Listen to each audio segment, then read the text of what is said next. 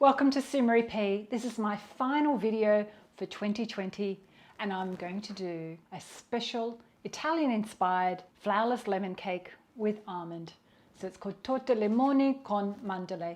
It's super moist, the essence of Italy with rich lemon flavour, not too sweet. So if you'd like to see how to make my lemon and almond cake that's flourless, also gluten-free, come with me and let's see. And if you're new here today, consider subscribing. Just hit the bell and then you get notified as soon as I've got a new video.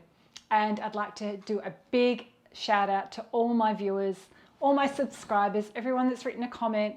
Thank you for all your support. I'm loving sharing all my recipes and looking forward to doing more recipes in 2021. Let's get mixing. So step one, pop your oven on 160 degrees C and prepare your cake tin. We're doing it in a springform 23 centimetre or 9-inch cake tin. If you don't have this size and it's a bit smaller, it'll still be fine. You might just need to cook it for a little bit longer. So we've got 200 grams of unsalted butter that I've had at room temperature for about an hour. That's about a cup or 2 sticks for anyone in the US. We're just going to whip that up with some caster sugar. So we've got 200 grams or 1 cup approximately of caster sugar. We're just going to combine that until it's light and creamy. Start it on low and then once it's combined a little bit, just bump it up to medium. So if you've got a KitchenAid, starting on 1 and then I'm putting it on 2. And just do the mixing dance. So that's all mixed. In here I've got some ground almonds. I didn't have any prepared ground almond meal or almond flour, so I had to grind my own. So that's 200 grams of ground almonds. So it's got the skin in there as well that I ground up. So that's fine just to have the skin and all. But if you've got ground almond meal already or if you've got almond flour, it'll be fine. So into that, we want to add some baking powder.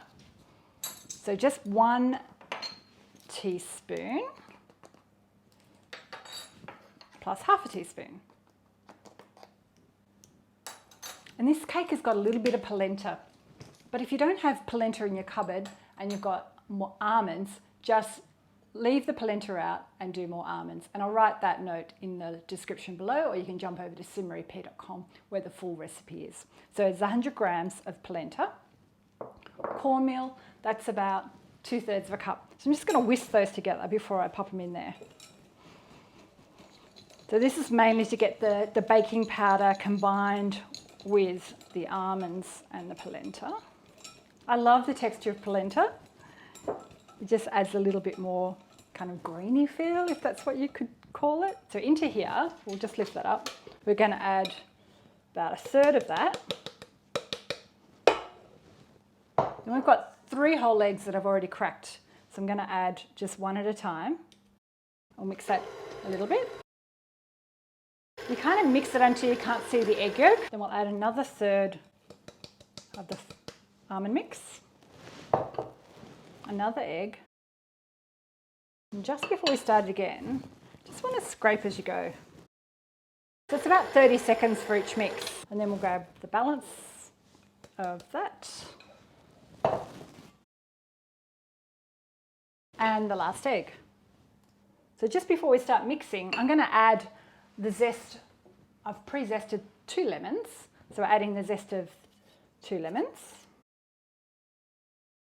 So just mix that for about a minute until all the egg yolks combine, the lemon zest totally folded in. We don't want to whip it up. And the last bit, we just make sure everything's off the beater because there's still a little clump of butter. Make sure all the mix down the bottom is combined. We'll give it another 30-second.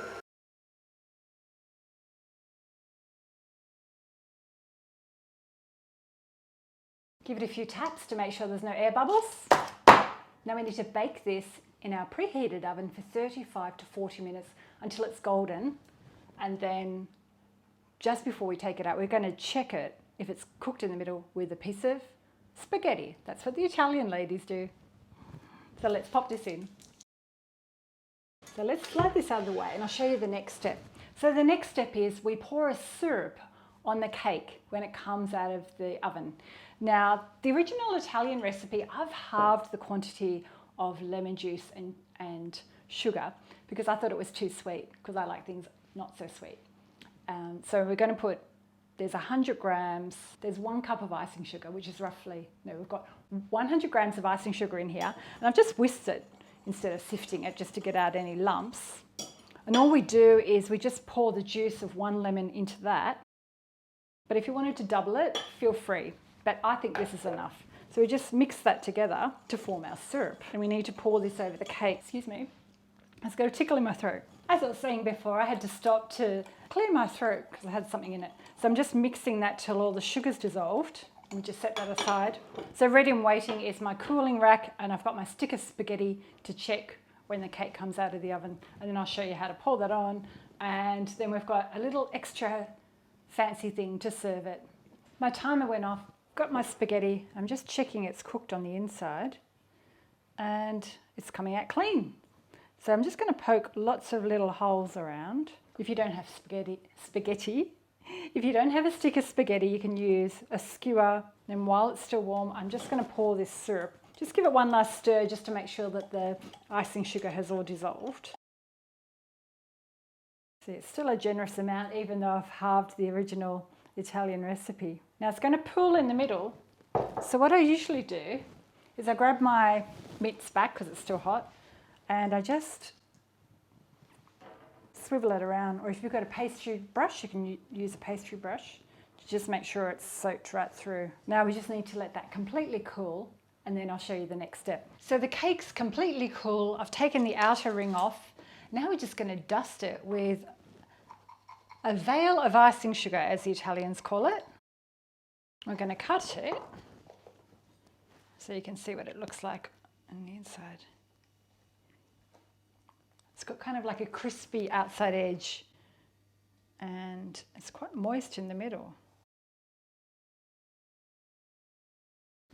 Look at that. Because I used the almonds that had the shell on it, it's slightly darker. So if you make this at home with store-bought ground almonds or almond flour, it might look a little bit whiter, but it'll still taste as good.